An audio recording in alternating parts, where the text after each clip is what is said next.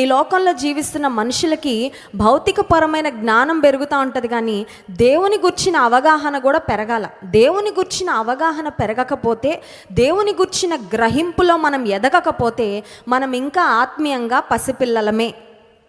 చాలాసార్లు మన పర్సనాలిటీని బట్టి పెరిగిపోయాడు, మా అమ్మాయి పెరిగిపోయిందండి, నా తల వరకు వచ్చేసిందండి, నా చెవుల వరకు వచ్చిందండి, నా షోల్డర్ వరకు వచ్చారండి, చాలా ఆనందపడిపోతూ ఉంటాం.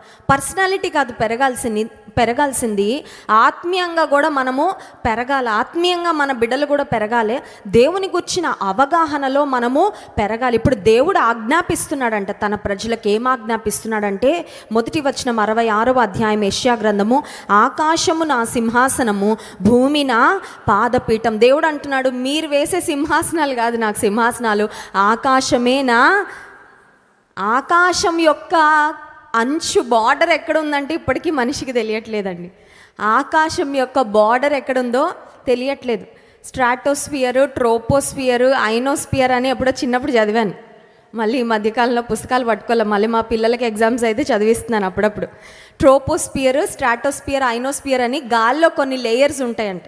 ఫ్లైట్లో ఎగిరే లేయరు ఒకటి, ఓజోన్ ఉండే లేయర్, ఓజోన్ పొర అంటారు కదా, భూమి మీదకి భయంకరమైన హార్మ్ఫుల్ రేడియేషన్, సూర్యకిరణాలు పడకుండా ఆపేద ఓజోన్ లేయర్. దానిలో కూడా ఇప్పుడు హోల్స్ పడిపోతూ ఉన్నాయి పొల్యూషన్ని బట్టని మనం చదువుకుంటూ ఉంటాం సోషల్లో, ఈవీఎస్లో, ఇలాంటి సబ్జెక్ట్స్లో మనం చదువుతూ ఉంటాం. సరే, ఆకాశం యొక్క చివర ఏంటి అంటే ఇప్పటికీ మనిషికి అర్థం కావట్లేదు. అసలు భూమి యొక్క చివర కూడా అర్థం కావట్లేదు కదండి. ఇంకా భూమి యొక్క వైశాల్యత ఎంత, ఇంకా భూమిని గూర్చే పరిపూర్ణమైన అవగాహన మనిషికి రాలేదు.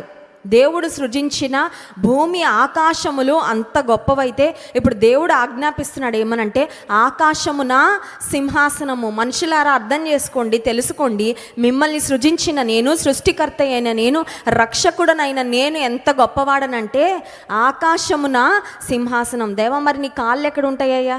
ఒక రాజు సింహాసనం మీద కూర్చుంటే కాళ్ళు ఎక్కడ ఉంటాయి? ఆ క్రిందే ఉంటాయి కదండి. ఒక రాజు, కొంతమందికి చాలా ఎక్కువ ఇళ్ళు ఉండాలి, పెద్ద మంచాలు ఉండాలి అనుకుంటారు కొంతమంది కదండి. ఎందుకంటే దొల్లేస్తూ ఉంటారు నిద్రలో, పక్కోళ్ళ మీద కాళ్ళు చేతులు వేసేస్తూ ఉంటారు. సరే, ఎంత పెద్ద మంచం ఉన్నా, ఎంత చాపుకొని పడుకున్నా ఇంకా అంతకన్నా మనకి స్పేస్ అక్కర్లేదు. కానీ దేవుడు ఎంత గొప్పవాడు, దేవుడు ఎంత ఉన్నతుడంటే, ఆకాశములో ఆయన సింహాసనం ఉంటే ఆయన పాదాలు పెట్టుకునే పాదపీఠము నీవు నేను తిరుగుతున్నా, నీవు నేను బ్రతుకుతున్నా, చలిస్తున్న ఈ భూమి. అంత మాత్రమే కాదు, దేవుడు ఇంకో మాట చెప్తున్నారు, మీరు నా నిమిత్తము కట్టనుద్దేశించు ఇల్లు ఏ పాటిది, నాకు విశ్రమ స్థానముగా మీరు కట్టనుద్దేశించినది. మనుషులు కొన్నిసార్లు దేవుని కొరకు నేను మందిరాన్ని కట్టించాను, కొన్నిసార్లు కొన్ని కుటుంబాల్లో చెప్తా ఉంటారు కదండి, మేము దేవుని దగ్గరకు రాకముందు ఇన్ని గుళ్ళు కట్టించామండి, ఇన్ని గుళ్ళు కట్టించాం, ఇన్ని పుణ్యకార్యాలు మేము చేశాము. సో మనిషికి ఉండే ఒక భావన ఏంటంటే, యూజువల్గా మన అండర్స్టాండింగ్ ఏంటంటే, దేవునికి మనం ఏదైనా చేసి మనం ఎలా ఫీల్ అవుతామంటే, దేవునికి ఏదో ఫేవర్ చేసేసామని మనం ఫీల్ అవుతాం. ఎలా అంటే, మన తోటి మనుషులకి చిన్న సహాయం చేసి గొప్పగా ఫీల్ అయిపోతాం కదా. దేవుని ఎడల కూడా ఆయన ఉండడానికండి, దేవుడు ఉండడానికండి ఒక గుడి కట్టించానండి, దేవుడు ఉండడానికండి ఒక మందిరానికి నేను పలానా డొనేషన్ చేశానండి, అబ్బా నేను ఎంత చేశానో దేవునికి అని చాలా గొప్పగా మనం ఫీల్ అయిపోతూ ఉంటాం. అయితే దేవుడు ఇక్కడ చెప్తున్న మాట ఏంటంటే, నేను ఎంత గొప్పవాడనంటే, మీరు కట్టని ఉద్దేశించే ఇల్లు అవి నా దృష్టిలో నథింగ్. ఏ పాటివి అవి? మీరు నా కోసం చేసేవి కాదు నాకు విలువైనవి, లేదంటే మీరు చేసే కార్యాలను బట్టి మీరు గొప్పగా ఫీల్ అవ్వడము కాదు, నా ఉన్నత్యం ఏంటో మీరు తెలుసుకోండి అని దేవాది దేవుడు ఒక ఆజ్ఞను ఇస్తున్నట్లుగా గమనిస్తున్నాం. ఆ తర్వాత వచనాన్ని మనం గమనించినట్లయితే, అవన్నీ నా హస్తకృత్యములు, అవి నా వలన కలిగినవని యెహోవా సెలవిచ్చుచున్నాడు. మనం ఏం తీసుకెళ్ళి దేవునికి తిరిగిచ్చినా దేవుడు ఏమంటాడు తెలుసా? నేనేగా చేసింది, నేను చేసింది మళ్ళీ నాకు తెచ్చిచ్చి గొప్పగా ఫీల్ అవుతారేంటి? కొన్నిసార్లు అమ్మ ఇంట్లో లడ్డూలు చేసింది అనుకోండి, ఇంట్లో తల్లి ఒక ప్లేట్లో ఒక 4 లడ్డూలు పెడితే, పిల్లవాడో పాపనో తీసుకొని వెళ్ళిపోయాక నాకు ఒక చిన్న లడ్డు పెట్టవా అంటే, పిల్లలు ఇచ్చి మమ్మీ థ్యాంక్స్ చెప్పవా నాకు అని అడిగారు అనుకోండి, ఎలా ఉంటుంది తల్లికి? చేసింది నేను, ఇచ్చింది నేను, మళ్ళీ అందులో చిన్న మొక్క తీసుకుంటుంది నేను, మళ్ళీ ఆ పాపనో బాబు ఎలా ఫీల్ అవుతున్నాడు? అమ్మకి ఏదో గొప్ప ఫేవర్ చేసేస్తే, వాళ్ళే చేసేసి, వాళ్ళే కష్టపడిపోయి, వాళ్ళే కొనేసి, వాళ్ళే ఇస్తున్నట్లుగా అనుకుంటారు కదా, నవ్వుకుంటాం మనం పిల్లలు అలా చేస్తున్నప్పుడు. కొన్నిసార్లు ఇవ్వమని కూడా అంటారు పిల్లలు కదా, మనమే ఇచ్చి మళ్ళీ నాకు ఒకటి ఇవ్వంటే ఇవ్వరు. ఎందుకంటే వాళ్ళకి వాటి మీద ఉన్న ప్రేమ, మమకారం, ఇష్టం. ఇప్పుడు దేవునికి మనం ఏం చేసినా ఆయన చేసినవే, ఆయన ఇచ్చినవే, దానిలో కొంత భాగమే ఆయనకు తిరిగిస్తున్నాం తప్ప we are not doing him any favour. ఆయనకు మనం ఇచ్చేది పెద్ద గొప్ప కాదండి. ఆయనకి ఎందుకు ఇస్తాము, ఆయన కొరకు ఎందుకు ఏదైనా కార్యాలు చేస్తామంటే ప్రేమతో చేస్తాం అంతే తప్ప ఇంకేదో మనం ఫీల్ అవ్వడానికి అవకాశమే లేదు. ఇప్పుడు దేవుడు అంటున్నాడు, అవన్నీ నా హస్తకృత్యములే కదా. అయితే నేనేం కోరుకుంటున్నానంటే దేవుడు చెప్తున్నాడు చూడండి, 66వ అధ్యాయం 2వ వచనం మధ్య భాగం నుండి చదువుతున్నాను. ఎవడు దీనుడై నలిగిన హృదయము గలవాడై నా మాట విని వణకుచుండునో వానినే నేను దృష్టించుచున్నాను. ఇప్పుడు దేవుడు అంటున్నాడు, మీరు హస్తకృత్యములుగా చేయబడిన, మీ చేతులతో కట్టబడిన ఆలయాలు నా కొరకు కట్టించి నాకేదో ఫేవర్ చేస్తున్నానని ఫీల్ అవుతున్నారు కదా, వాటి మీద లేదు నా దృష్టి. వాటి యందు కాదు నేను ఆనందించేవాడిని. I am happy about not what you do for me, but who you become for me. మీరు నా కోసం ఏం చేస్తారో వాటికంటే మీరు నా కోసం ఎలా ఉన్నారో దాన్ని నేను ఎక్కువగా పట్టించుకుంటాను అంటున్నాడు దేవుడు. హల్లెలూయా.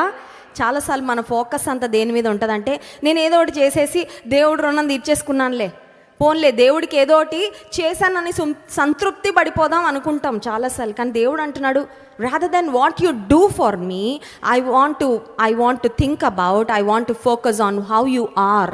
మీరు అసలు ఎలా ఉన్నారు, మీ అంతరంగం ఎలా ఉంది, అది నాకు కావాలి. యెషయా గ్రంథము 6వ అధ్యాయం 1వ వచనంలో ఉజ్జియా రాజు మృతి నొందిన సంవత్సరాన యెషయా ప్రవక్తకు ఒక దర్శనం కనబడతా ఉంది. యెషయా ప్రవక్తకు వచ్చిన ఆ విజన్లో ఆయన ఏం చూస్తున్నాడో ఒకసారి చూడండి. యెషయా గ్రంథము 6వ అధ్యాయము 1వ వచనం. రాజైన ఉజ్జియా మృతి నొందిన సంవత్సరమున అత్యున్నతమైన సింహాసనమందు ప్రభు ఆసీనుడై ఉండగా నేను చూచి తిని, ఆయన చొక్కాయి అంచులు దేవాలయమును నిండుకొనెను. ఆయనకు పైగా శరాపులు నిలిచి ఉండిరి, ఒక్కొక్కరికి 6 రెక్కలుండెను. ప్రతివాడు 2 రెక్కలతో తన ముఖమును, 2 తన కాళ్లను కప్పుకొనుచు 2 ఎగురుచుండెను. వారు సైన్యములకు అధిపతి వగు యెహోవా పరిశుద్ధుడు పరిశుద్ధుడు పరిశుద్ధుడు, సర్వలోకం ఆయన మహిమతో నిండి ఉన్నదని గొప్ప స్వరముతో గాన ప్రతిగానములు చేయుచుండిరి. వాళ్ళ స్వరం ఎలా ఉందంటే చూడండి, 4వ వచనం, వారి కంఠస్వరము వలన గడప కమ్ముల పునాదులు కదలుచు మందిరము ధూమము చేత నిండగా. అద్భుతమైన దృశ్యము యెషయా ప్రవక్త చూశాడు. ఆ దృశ్యంలో దేవుడు ఎక్కడ కనబడ్డాడంటే యెషయా ప్రవక్తకి అత్యున్నతమైన సింహాసనం నందు, మామూలు సింహాసనం కాదు. కొన్నిసార్లు కొన్ని స్కిట్స్ వేస్తారు పిల్లలు, యవనస్తులు స్కిట్స్ వేస్తారు. ఆ వేసే స్కిట్స్లో ఒక సింహాసనం చేసుకొని దాని మీద కూర్చుంటారు. అది చేయబడిన సింహాసనము ఒక ఆర్టిఫిషియల్ థ్రోన్ కానీ స్కిట్స్లో వేసుకునేది. లేదంటే చూడండి, పెళ్లి రోజు, రిసెప్షన్ రోజు అక్కడ ఒక సింహాసనం వేస్తారు. అది ఏదో అకేషన్ వరకు అలా కొంచెం షోగా చక్కగా కనబడడానికి తప్ప అది నిజంగా ఒక బంగారంతోనో లేదంటే వజ్ర వైడూర్యాలతో పొదిగిన సింహాసనంగా అయితే అవి యూజువల్గా ఉండవు. ఈ భూమి మీద ఎంత గొప్ప రాజులు ఎన్ని సింహాసనాలు చేయించుకున్నా కూడా ఆ సింహాసనం మీద ఎప్పటి వరకు కూర్చుంటారంటే వాళ్ళు బ్రతుకున్నంత వరకే, వాళ్ళు రాజ్యం వెళ్ళినంత వరకే. ఆ సింహాసనం కన్నా ఇంకా గొప్ప సింహాసనం వేరే రాజ్యంలో ఇంకో రాజు దగ్గర, ఇంకొక రాణి దగ్గర ఉండొచ్చు. అయితే మన దేవుడు కూర్చునే సింహాసనం ఎలాంటిదంటే అత్యున్నతమైన సింహాసనం అంట. అంటే అర్థం ఏంటంటే ఇంకా అంతకన్నా గొప్ప సింహాసనం ఏది లేదు, ఇంకా ఆయన కన్నా గొప్పవారు ఇంకెవ్వరూ లేరు. ఈ దర్శనాన్ని చూసిన తర్వాత దైవజనుడైన యెషయా, ప్రవక్త అయిన యెషయా, అయ్యో నేను అపవిత్రమైన పెదవులు గలవాడను, అపవిత్రమైన పెదవులు గల జనుల మధ్య నివసించువాడనని తన అయోగ్యతను చూసి గ్రహించి ఒప్పుకుంటా ఉన్నట్లుగా మనం గమనిస్తాం. దేవుని గొప్పతనం నిజంగా మనకు తెలిస్తే మనం హంబుల్ అవుతామండి. ఎందుకంటే ఆయన గొప్పతనాన్ని చూసినప్పుడు మనకు అర్థమవుతుంది మనం ఎంత బలహీనమో, మనం ఎంత తక్కువ దేవుని దృష్టిలో. ఆయన మహాత్యం ఎదుట మనం ఎంత అల్పమైన వారమో మనకంత స్పష్టంగా అర్థమవుతుంది. మనం ఇంకా మన గురించి గొప్పగా ఫీల్ అవుతున్నామంటే అర్థం ఏంటంటే అసలు దేవుని ఔన్నత్యము, దేవుని గొప్పతనాన్ని గురించిన అవగాహన మనకు రాలేదని సరిగ్గా. దేవుని మందిరానికి ఎందుకు రావాలంటే to have a greater understanding of who God is and God's word is. దేవుని గురించి, దేవుని వాక్యాన్ని గుర్చిన లోతైన అవగాహనలోకి రావడానికే దేవుని మందిరానికి మనము రావాలి. ఇందాక నేను చెప్పాను కదా, స్కూల్కి వెళ్తా, కాలేజ్కి వెళ్తా, ప్రొఫెషనల్ కోర్సెస్, యూనివర్సిటీకి వెళ్ళి చదువుకుంటా ఉన్నప్పుడు జ్ఞానం ఎలా పెరుగుతూ ఉంటుందో, దైవికమైన జ్ఞానము, దేవుని గుర్చిన అవగాహన, ఆత్మీయతలో ఎలా ఎదుగుతామంటే దేవుని సన్నిధికి వస్తూ ఉండగా, ఆయన మాటలు వింటూ ఉండగా, ఆయన వాక్య ప్రత్యక్షతలను గ్రహిస్తూ ఉండగా, ఆయన గ్రంథాన్ని పఠిస్తూ ఉండగా, ధ్యానిస్తూ ఉండగా మనం దేవుని గుర్చిన అవగాహనలోకి, దేవుని గుర్చిన జ్ఞానంలోనికి మనము వస్తాం. ఇక్కడ దేవుడు అంటున్నాడు, మీరు నా కొరకు కట్టించే ఆలయాలు కాదు నాకు గొప్ప, అవి నేను గొప్పగా అనుకోవట్లేదు, కానీ నేను ఎవరి మీద దృష్టిస్తానంటే, చాలాసార్లు మనం ఎవరి కొరకైనా ఏదైనా చేసామనుకోండి, అది వారు చూడాలని, అప్రిషియేట్ చేయాలని మనం కోరుకుంటాం. ఇప్పుడు దేవుడు అంటున్నాడు, నా కోసం కట్టించిన ఆలయాల మీద కాదు నా ఫోకస్, జీవమైన సజీవమైన ఆలయాలైన మీ మీద నా ఫోకస్ అంటున్నాడు దేవుడు. హల్లెలూయా. ద చర్చ్ అంటే it's not a physical construction, but it is the congregation, the group of believers coming together. యేసు నామంలో 2-3 ఆయన నామంలో ఎక్కడ కూడుంటారో అదే సంఘం. అంతేగాని ఒక మందిరం ఉండాలి, ఇలా ఉండాలి, అలా ఉండాలి, చైర్లు ఉండాలి, స్టేజ్ ఉండాలి, మైక్ ఉండాలి, అప్పుడే సంఘం అండి, కాదండి. ఇవన్నీ మన వెసులుబాటు కొరకు, మనం చక్కగా దేవుని ఆరాధించడం కొరకు చేయబడిన ఏర్పాట్లే తప్ప, కొన్ని దేశాలలో, కొన్ని ప్రాంతాలు, రిమోట్ ఏరియాస్లో ఒక చెట్టు కింద గ్యాదర్ అవుతారు వారు. ఒక ఆయన నిలబడి దేవుని వాక్యం అందిస్తే అక్కడున్న స్త్రీలు, పురుషులు, బిడ్డలు చెట్టు కింద కూర్చొని వాక్యం, అది కూడా సంఘమే, అది కూడా దేవుని దృష్టిలో విలువైనదే, అది కూడా యేసు ప్రభు వారి యొక్క రక్తము చేత కొనబడిన సంఘమే. So the building, the construction doesn't matter, అదిగా దేవుడు చూస్తుంది. దేవుడు అంటున్నాడు, నేను కోరుకునేది, నేను దృష్టించేది ఎవరినంటే, 2వ వచనం, ఎవడు దీనుడై, 3 అంశాలండి ఇక్కడ, మూడు అంశాలు ఉన్నాయి. ఆ 3 అంశాలు ఒక్కొక్కటిగా మనం ధ్యానం చేసి స్తుతి ఆరాధనలోకి వెళ్దాం. దేవుడు చెప్తున్న మొదటి మాట, ఆయన ఎవరిని దృష్టిస్తున్నాడంటే, యెషయా గ్రంథం 66వ అధ్యాయం 2వ వచనం, ఎవడు దీనుడై, దీనత్వం కలిగిన వారినే చూస్తాడంట, మిగతా వారిని చూడడంట. ఇప్పుడు దేవుడు మనల్ని చూడాలా, చూడొద్దా? చూడాలా, ఖచ్చితంగా చూడాలి కదండి. గ్రూప్ ఫోటో తీస్తున్నారనుకోండి, ఎలా నిలబడతాం?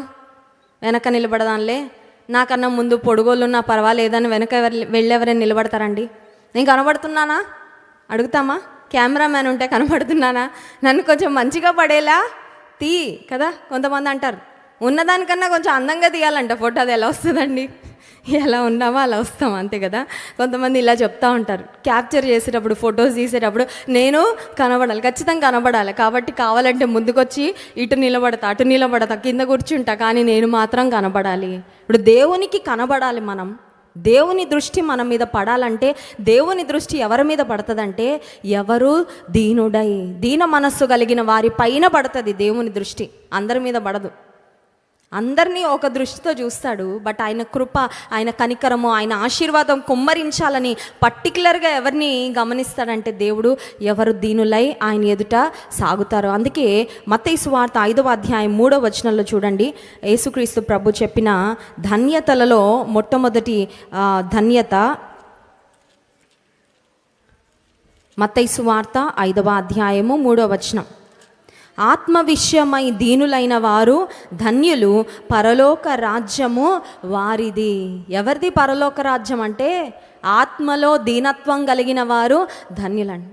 ఈ ఆత్మలో దీనత్వం పైకి కనబడుతుందా? కొన్నిసార్లు కనబడుతుంది, కొన్నిసార్లు కనబడదు. కానీ లోపల దీనత్వం ఉంటే బయట కూడా కనబడుతుందండి, ఖచ్చితంగా కనబడుతుంది. నేను ఇంజనీరింగ్ చదువుతూ ఉన్నప్పుడు ప్రతి క్లాస్కి అటెండెన్స్ తీసుకుంటారు, ఎందుకంటే ఇంజనీరింగ్లో అందరూ ప్రొఫెషనల్స్, బంక్ కొట్టడం.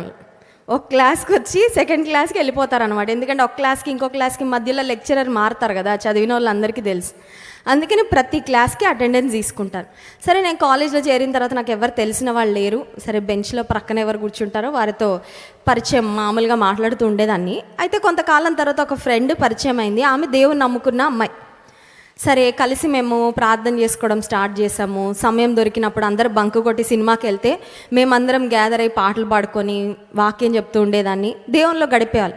అయితే అమ్మాయి ఒకరోజు ఏమనిందంటే, నాకు క్లాస్లో నీ పేరు పిలవగానే టీచరు, నువ్వు ప్రెజెంట్ మ్యామ్ అంటావు కదా, అందులో కూడా నాకు దీనత్వం కనబడేదా అనింది. నేను చాలా వండర్ అయిపోయాను.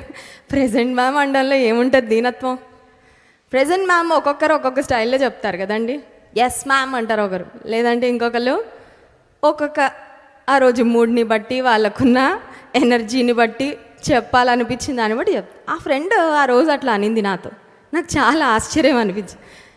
మామూలుగానే చెప్పాను నేను, ప్రెజెంట్ మ్యామ్ అని నార్మల్గా చెప్పా, ప్రెజెంట్ సార్ అని నార్మల్గా చెప్పా. కానీ ఎందుకో నీ పేరు పిలవగానే నీ స్పందన ఉంది చూసావా, నాకు చాలా స్పెషల్గా అనిపించేది. నీ టీచర్ యొక్క లేదంటే లెక్చరర్ యొక్క మాటకు స్పందించే విధానంలో కూడా నాకు ఏదో దీనత్వం వినపడేదంట, కనబడడం కాదు వినపడేది. అంటే అర్థమవుతుందండి, ఆత్మలో దీనత్వం ఉంటే కొన్నిసార్లు కనబడదు, అది మన లోపల ఉంటుంది, గర్వం కూడా లోపల ఉంటుంది. కానీ కొన్నిసార్లు ఆ దీనత్వం మన మాటలలో, మన క్రియలలో, మనం ఇతరులతో ప్రవర్తించే విధానంలో అది బయటకు వస్తా ఉంటుంది. అందుకే నూతన నిబంధన గ్రంథంలో మీరందరూ ఎదుటి వాని ఎడల దీన మనస్సును వస్త్రము ధరించుకొనుడి అనే మాటలు.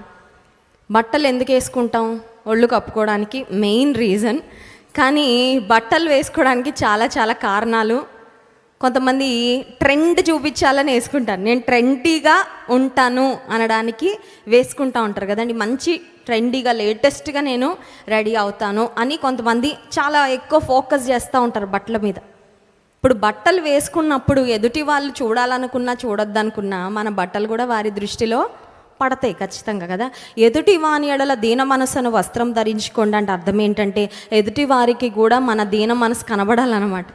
దీనులముగా అంటే అలా అని దీనత్వం లేకపోయినా దీనత్వాన్ని నటించాలని కాదు, దీన మనస్సును కలిగి సాగాలి. ఎవడు దీనుడు అవుతాడో, దీనత్వం కలిగిన వారిపై ఎవరి దృష్టి పడుతుందంటే దేవుని దృష్టి పడుతుంది. రెండవదిగా చూడండి, యెషయా గ్రంథం 66వ అధ్యాయం 2వ వచనం, ఎవడు దీనుడై నలిగిన హృదయము గలవాడై. నలిగిన హృదయం అంటే నలిగిపోయిన బట్టలు ఎవరికి ఇష్టం?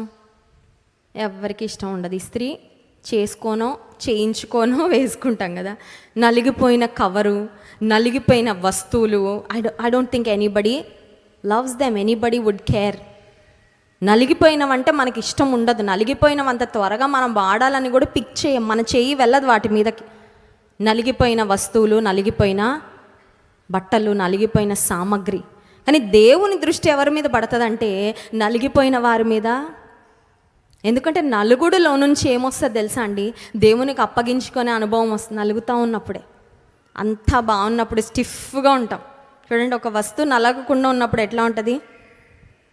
గట్టిగా, చాలా స్ట్రాంగ్గా, స్టిఫ్గా ఉంటుంది.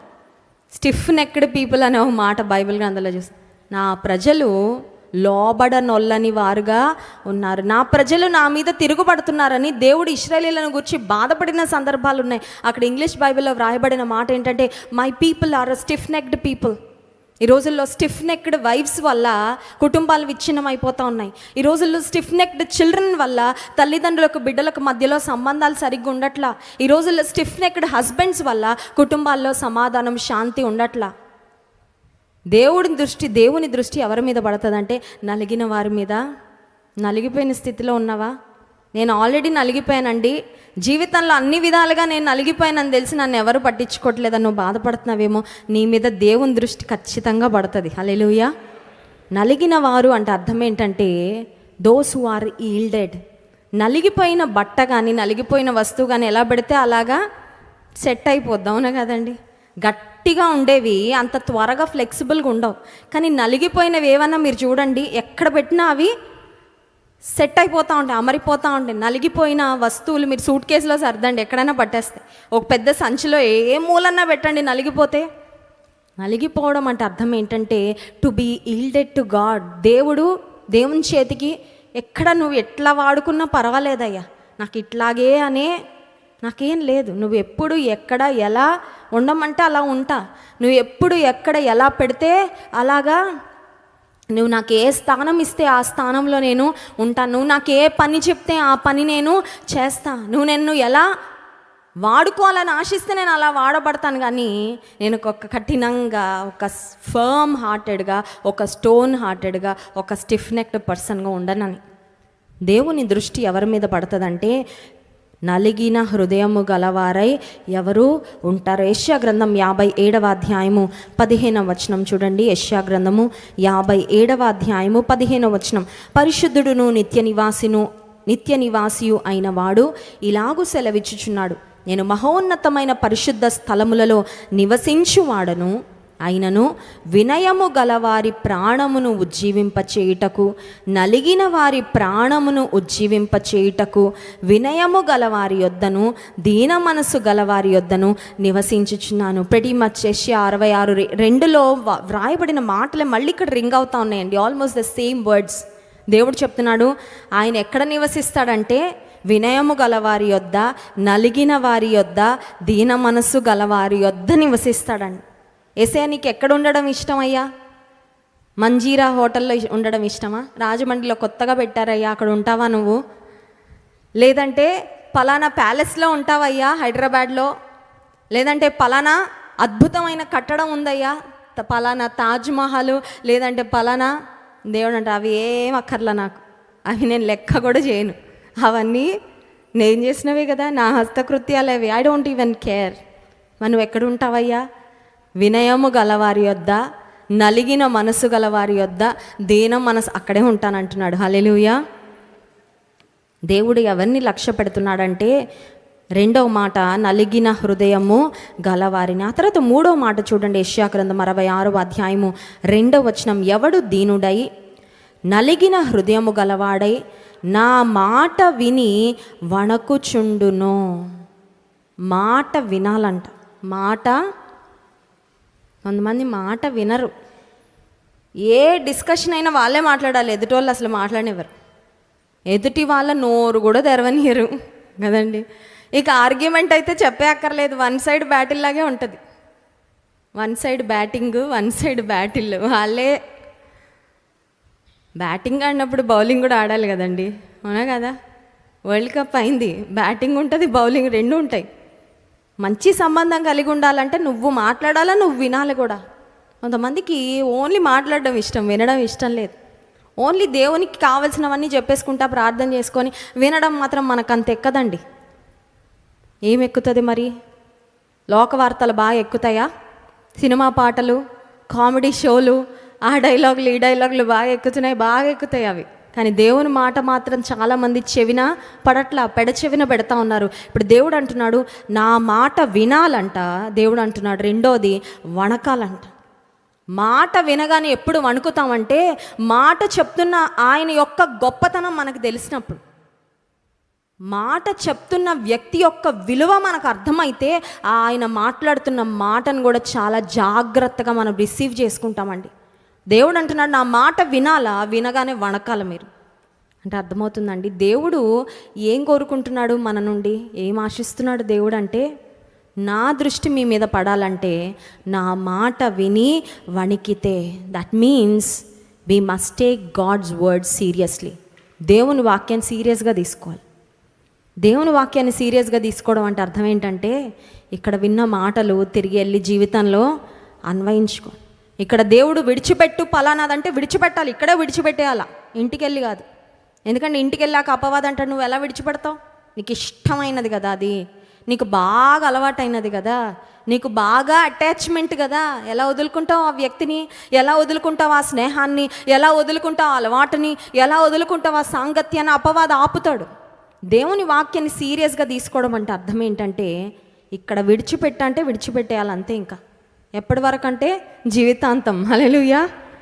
హత్తుకో అంటే ఏవి కలిగి ఉండాలో అవి పొందుకొని జీవితాంతం వాటిలోనే సాగాలంతే. Taking God's word seriously is what God demands from his people. ఎవరు నా మాట విని వణకుచుండునో అంటున్నాడు దేవుడు. దేవుని వాక్యమే ఎలా పడితే అలా వింటామండి మేము కదండి.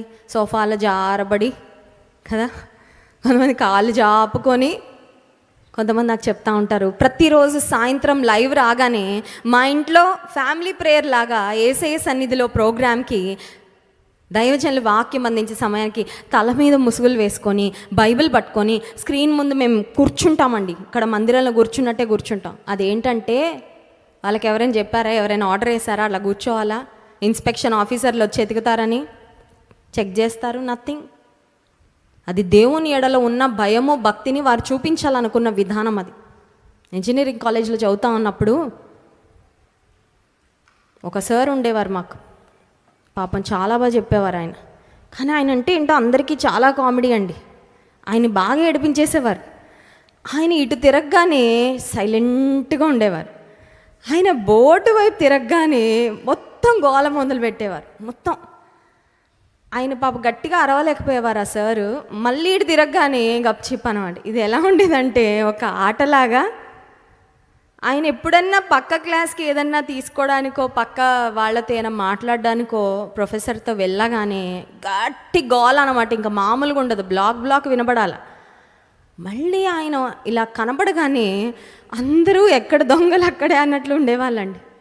అంటే ఆయన మీదున్న గౌరవం నిజమైన గౌరవమా కాదు, నటిస్తూ ఉన్నారు అంతే. అక్కడ సమయంకి ఏదో అయిపోవాలి కాబట్టి మళ్ళీ ప్రిన్సిపల్ నుంచో లేకపోతే అడ్మినిస్ట్రేషన్ నుంచో ఎలాంటి వార్నింగ్లు రాకముందే అలా పీరియడ్ అయిపోవాలి, ఆ క్లాస్ అయిపోవాలి నటించడం తప్ప ఆయన అంటే నిజంగా గౌరవం ఉన్నట్లు కాదు. ఇప్పుడు దేవుడు అంటున్నాడు, నా మాట అంటే మీకు నిజంగా రెవరెన్షియల్ ఫియర్, భయముతో కూడిన భక్తి ఉండాలి. ఉంటే నా మాట విని మీరు వణుకుతారు. నా మాట విని ఎవరు వణుకుతారో వాళ్ళనే నేను దృష్టిస్తానంటే అర్థం ఏంటంటే దేవుని మాట గింగురమంటా ఉండాలి చెవుల్లో. పాపం చేస్తూ ఉంటే దేవుని మాట గుర్తు రావాలి మనకి. అది దేవుని మాట విని వణకడం అంటే. అబద్ధం చెప్పాలని నోరు తెరవగానే దేవుని మాట గుర్తొచ్చి నోటికి తాళం వేయాలి. అది దేవుని మాట విని వణకడం అంటే. మోసం చేయాలనిపించినప్పుడు, ఇతరులకు విరోధంగా చెడు మాటలు మాట్లాడి ఇతరులకు ఉన్న మంచి పేరును పాడు చేయాలని దుష్ట మనసు వచ్చినప్పుడు దేవుని మాటలు జ్ఞాపకం చేంజ్ చేయాలంటే కోపం రాగానే ఆవేశం ఆగ్రహం కట్టలు తెంచుకొని బూతి మాటలు వస్తా ఇక్కడ వరకు వచ్చినాయి అనుకో తాళం వేయాలి. అది దేవుని మాటను విని వణకడం అంటే. దేవుడు అంటున్నాడు, ఎవరు నా మాటను విని వణుకుతారో వారినే నేను దృష్టిస్తాను. ఇంకొక వచనం చూడండి, యోహాను సువార్త 14వ అధ్యాయం 23వ వచనం. యోహాను సువార్త 14వ అధ్యాయము 23వ వచనం. యేసు, ఒకడు నన్ను ప్రేమించిన ఎడల వాడు నా మాట గైకొనును, అప్పుడు నా తండ్రి వానిని ప్రేమించును, మేము వాని యొద్దకు వచ్చి వాని యొద్ద నివాసము చేతును. దేవుడు మన దగ్గర నివాసం చేయాలంటే, దేవా నువ్వు నన్ను చూడడమే కాదు, నీవు నాతో నివాసం చేయాలి, నాతో పాటు నువ్వు బ్రతకాలయ్యా, అది నా ఆశ. అంటే దేవుడు అంటున్నాడు, ఎవరు నన్ను ప్రేమిస్తారో వారు నా మాటలు గైకొంటాడు. He who loves me will obey my commands. దేవుని ఆజ్ఞలు ఎవరు గైకొంటారో వారి యొద్ద ఆయన నివాసం చేస్తాడంట. హల్లెలూయా. దేవుడు మనతో నివాసం చేయడానికి is there any way to bribe him? ఆయనకి లంచం ఇవ్వడానికి ఏమైనా అవకాశం ఉంది? ఏమీ లేదు. దేవుడిని ఇందాక చూసాం కదా, ఆయన ఇంప్రెస్ చేయడానికి ఈ లోక సంబంధమైనవి ఏవి ఆయన ఇంప్రెస్ చేయవు. మరి ఏమి ఇంప్రెస్ చేస్తుందంటే ఆయన మాటను విని వణికే అనుభవం, ఆయన మాటను గైకొనే అనుభవం. దేవుడు చెప్తున్నాడు, నేను వాని యొద్ద నివాసము చేతును. ఆయన మాటను విని గైకొంటే ఆయనను ప్రేమించామని రుజువు చేస్తామంట. ఆయనను ప్రేమించామని రుజువు చేస్తే ఆయన ప్రేమను కూడా పొందుకుంటామంట. హల్లెలూయా. నీకు తెలుసా, దేవుని ప్రేమను పొందుకుంటే నిన్ను ఒక ప్రత్యేకమైన స్థానంలో నిలబెడతాడు. దేవుడు నీకు ఇచ్చే కృప చాలా ఉన్నతంగా ఉంటుంది. లోక సంబంధంగా కోటీశ్వర్లకు కూడా ఉండదు. అంత ధన్యత నీకు ఇస్తాడు. ఎప్పుడంటే ఆయన మాటను గైకొని ఆయన మాటకు లోబడి ఆయనను ప్రేమిస్తున్నానని ప్రూవ్ చేసి చూపించాలి. Take that challenge. ఈ రోజుల్లో ఛాలెంజ్లను వస్తున్నాయి కదండి. ఐస్ బకెట్ ఛాలెంజ్ అంట, విన్నారా? బకెట్లో మొత్తం ఐస్ క్యూబ్స్ ఉంటాయి, అందులో నెత్తి మీద పోసుకోవాలి. తెలుసా అండి, చూసారా? ఐస్ బకెట్ ఛాలెంజ్, ఇంకేవేవో ఛాలెంజ్లు ఉన్నాయిలేండి, నాకు పెద్దగా అవన్నీ తెలియదు. కానీ కొంతమంది ఛాలెంజ్ చేస్తూ ఉంటారు, చేసి చూపి, నీకెంత డేర్ ఉందో నేను చూస్తా, చేసి చూపి. పిచ్చి పిచ్చి ఛాలెంజ్లు కాదు తీసుకోవాల్సింది, ఈ ఛాలెంజ్ తీసుకోవాలి. దేవుని సన్నిధిలో ఏం ఛాలెంజ్ తెలుసా? దేవుని మాటను విని గైకొని ఆయన్ని ప్రేమిస్తున్నానని చూపి, అది తీసుకోండి ఛాలెంజ్. గొప్ప ఆశీర్వాదాలు పొందుకుంటాం. హల్లెలూయా. దేవుడు మన వద్ద నివాసము చేస్తాడు. ఆయన ప్రేమను మనం పొందుకుంటాం. ఆయన ప్రేమను పొందుకుంటే ఈ లోకంలో ఏ ప్రేమ ఉన్నా లేకపోయినా ఏ పెద్ద ఇబ్బంది ఏమి అనిపించదండి. నీకు దేవుని ప్రేమ అందకపోతే నీ చుట్టూ 100 మంది స్నేహితులు, కుటుంబీకులుండి నిన్ను ప్రేమించిన, you still feel you are lacking something. ఏదో తక్కువ ఉందని నీకు బాధ కలుగుతూనే ఉంటుంది, ఎంత మంది ఉన్నా నిన్ను ఎంత ప్రేమించిన. కానీ దేవుని ప్రేమను పొందుకుంటే యు విల్ బి ఫుల్. ఎలా ఉంటుంది తెలుసా? ఏ ప్రేమ పోసినా కూడా ఈ లోక ప్రేమ అది బయటకు కారిపోద్ది. ఎందుకంటే దేవుని ప్రేమతో నిండుగా ఉన్నావు కదా. నీకు ఇంకా ఆ క్రేవింగ్ అనేది ఉండదు. వాళ్ళు ప్రేమించాలి, వీళ్ళు ప్రేమించాలి, వాళ్ళు పట్టించుకోవాలి, వీళ్ళు పట్టించుకోవాలి, వాళ్ళు విలువ ఇవ్వాలి, అది ఏముండదు. ఎందుకంటే when you know your place in God's heart, దేవుని హృదయంలో నీ స్థానం నీకు తెలిస్తే, దేవుడు నిన్ను ఎంత ప్రేమిస్తున్నాడో ఆ ప్రేమను అనుభవపూర్వకంగా పొందుకుంటే you will be full and satisfied. నీకు సంతృప్తిగా ఉంటుంది, చాలా ఆనందంగా సంతోషంగా నువ్వు సాగుతావు. ఈ లోక సంబంధమైన ప్రేమలు పెరిగినా తరిగినా నీకు పెద్ద డిఫరెన్స్ ఏమీ అనిపించదు. ఇప్పుడు దేవుడు అంటున్నాడు, ఎవరిని నేను దృష్టిస్తానంటే, ఎవడు దీనుడై నలిగిన హృదయం గలవాడై నా మాట విని వణకుచుని. ఇంకొక మాట చూపించి ముగిస్తాను, చూడండి, సమయం అయిపోతుంది. యెషయా గ్రంథం 66వ అధ్యాయము 5వ వచనం. యెహోవా వాక్యమునకు భయపడు వారలారా ఆయన మాట. దేవుని వాక్యానికి ఏమవ్వాలంటండి? ఈ రోజుల్లో దేవుని వాక్యం అంటే చాలా రకాలుగా రిసీవ్ చేసుకునే వాళ్ళు ఉన్నారు. కొంతమంది దేవుని వాక్యాన్ని అలవాటుగా వింటారు, కొంతమంది దేవుని వాక్యాన్ని ఇంకా తప్పట్లేదు అన్నట్లు వింటారు. పోయిన వారంలో హైదరాబాద్ నుంచి ఒక కుటుంబం ఇక్కడికి వచ్చారు. ఆ బ్రదర్ తన సాక్ష్యాన్ని చెప్తూ ఏం చెప్పారంటే, ఆయన భయంకరమైన గ్యాంబ్లింగ్కి అలవాటు పడిపోయారంట. భయంకరమైన గ్యాంబ్లింగ్కి అలవాటు పడి గోవా అనే ప్రాంతంలో గ్యాంబ్లర్స్ చాలామంది ఉంటారు, డబ్బులు పోగొట్టుకుంటూ ఉంటారు వాళ్ళు గ్యాంబ్లింగ్ చేసి. అక్కడికి వెళ్ళి కొన్ని కోట్ల రూపాయలు పోగొట్టుకున్నారంట, కోట్ల రూపాయలు లాస్ అయ్యారండి. ఈయన గ్యాంబ్లింగ్కి అలవాటు అయిపోయి, ఈయన గ్యాంబ్లింగ్కి అడిక్ట్ అయిపోతే, ఆయన గ్యాంబ్లింగ్లో అక్కడక్కడంతా తిరిగి ఇంటికి వచ్చేసరికి వాళ్ళ భార్య అంట జాన్ వెస్లీ గారి వాక్యాలకి, నా వాక్యాలకి ఇక్కడ ఈవిడ అడిక్ట్ అయిపోయిందంట. ఆయన చెప్పిన మాట అండి, నేను సొంతగా చెప్పట్లా. ఇక్కడే వాళ్ళ పాప బర్త్డే జరిపించుకున్నారు హైదరాబాద్ నుంచి వచ్చి, ఆయన చెప్పిన సాక్షి. అయితే ఉదయం లేవగానే 6 గంటలకు మొదలుపెట్టేదండి ఈవిడ సుప్రభాతంలాగా ఏంటి వాక్యాలు. ఆయన తప్పని పరిస్థితుల్లో వినడం ప్రారంభించాడంట. బోల్డ్ అని వాక్యాలు విన్నానులే, చిన్నప్పటి నుంచి బోల్డ్ అని సంఘాలకు తిరిగాను, తెలుసు నాకు వాక్యం చాలా. ఇంకా నేను వినాల్సింది నేర్చుకోవాల్సింది ఏమీ లేదు, ఈ లోకంలోనే ఉంది ఎంజాయ్మెంట్ అని గ్యాంబ్లింగ్ వెనకాల పడి కోట్ల రూపాయలు పోగొట్టుకున్న ఆ వ్యక్తి తన భార్య దేవుని వాక్యానికి అడిక్ట్ అయిన తర్వాత తిట్టుకుంటా వినేవాడండి. ఎందుకంటే సౌండ్ పెడతారు కదా. కొంతమంది తల్లులు కూడా నాకు చెప్తా ఉంటారు, మా అమ్మాయి మాట వినట్లేదండి, మా అమ్మాయి ప్రార్థన చేయట్లా, మా అమ్మాయి మందిరానికి రావట్లా. ఆ అమ్మాయి తిట్టుకున్నా పర్వాలేదు కానీ ఉదయం నేను మీ వాక్యం పెట్టి ఫుల్ సౌండ్ పెట్టేస్తాను. పొద్దున్న లేవదు మా అమ్మ, 7ంటికి కూడా లేవదు, 8ంటికి కూడా లేవదు, వాక్యం పెట్టి ఫుల్ సౌండ్ పెట్టేస్తా. కొంచెమైనా వాక్యం చెవులోకి వెళ్తుందేమో. దేవుని వాక్యాన్ని తిట్టుకుంటా వినేవాళ్ళు కూడా కొంతమంది ఉన్నారండి. కానీ ఆ బ్రదర్ దేవుని కృప వల్ల దేవుని మాటలు విని మార్పు చెంది ఇప్పుడు దేవునిలో ఉన్నతంగా బలంగా సాగుతూ ఉన్నారు. హల్లెలూయా. దేవుని వాక్యాన్ని విని మారని వాళ్ళు ఎవ్వరూ ఉండరండి, మారని వారు ఎవరు ఉండరు. సరే, దేవుని వాక్యాన్ని కొంతమంది అశ్రద్ధగా వింటారు, కొంతమంది అలవాటుగా వింటారు, కొంతమంది తిట్టుకుంటా వింటారు.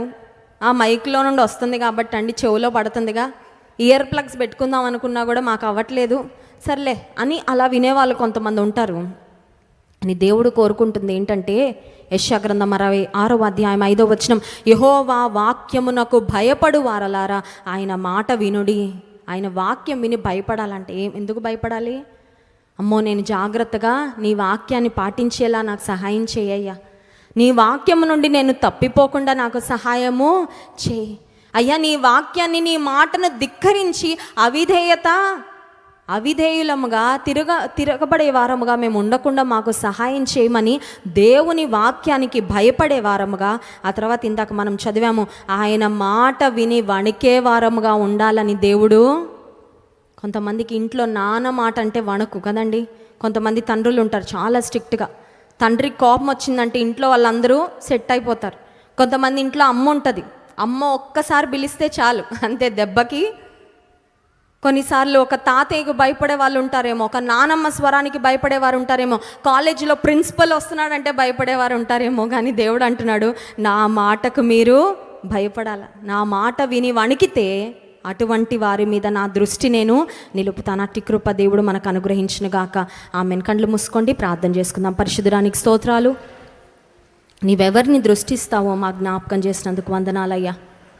ఎవడు దీనుడై నలిగిన హృదయము గలవాడై నీ మాటకు వణుకుతాడో వారిని దృష్టిస్తానని సెలవిచ్చావు ప్రభా. అట్టి కృప మీరు మాకు అనుగ్రహించండి. నీ మాటకు భయపడే వారముగా, నీ మాటకు విలువిచ్చే వారముగా, నీ మాటను అన్నిటికన్నా ఘనముగా ఎంచే వారముగా ప్రభా, భయముతో వణుకుతో మా విశ్వాసమును కాపాడుకొని సాగిపోయే కృప మాకు అనుగ్రహించండి. మిమ్మల్ని ఆరాధించి స్తుతించబోతుండగా ఆరాధన ఆత్మతో మమ్మల్ని నింపండి. యేసు నామమున ప్రార్థిస్తున్నాము తండ్రి, ఆమెన్.